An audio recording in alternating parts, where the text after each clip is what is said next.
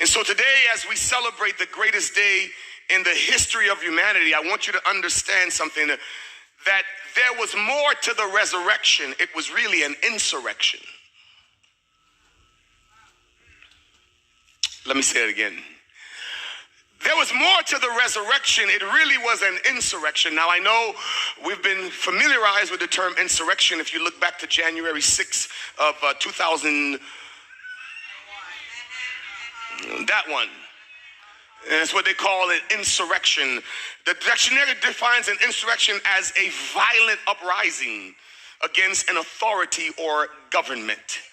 I want to let you know, Jesus didn't just come to give us a resurrection, but he came to create an insurrection. What do I mean by that? A violent uprising against an authority, a government led by Satan and his demons and his angels, trying to keep people bound under the yoke of sin, I'm trying to be like Natasha here with the spoken word. Yo, got that?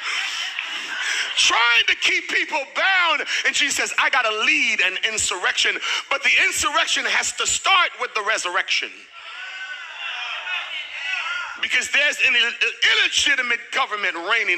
There's an illegitimate force that is governing the earth realm. And I have come to establish my kingdom. And I got to get this kingdom out of the way. But here's what I got to do. I got to trick them and make them think when I'm dead, I'm really dead. But when I died, I really killed death.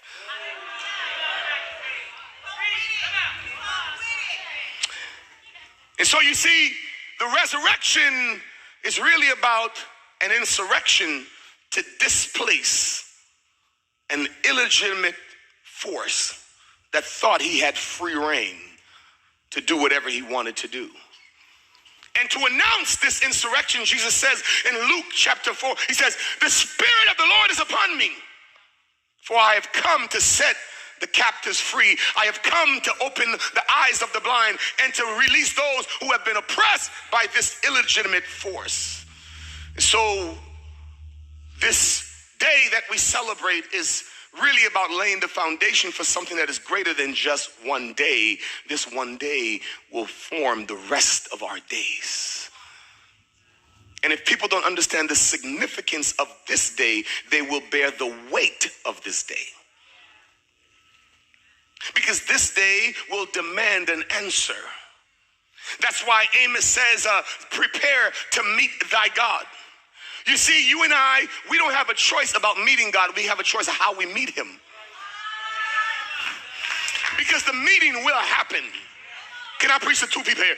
See, you can't change the meeting. You can change what happens at the meeting, but you can't change the meeting. You will either meet him in judgment or you will meet him in reward, but you will meet him.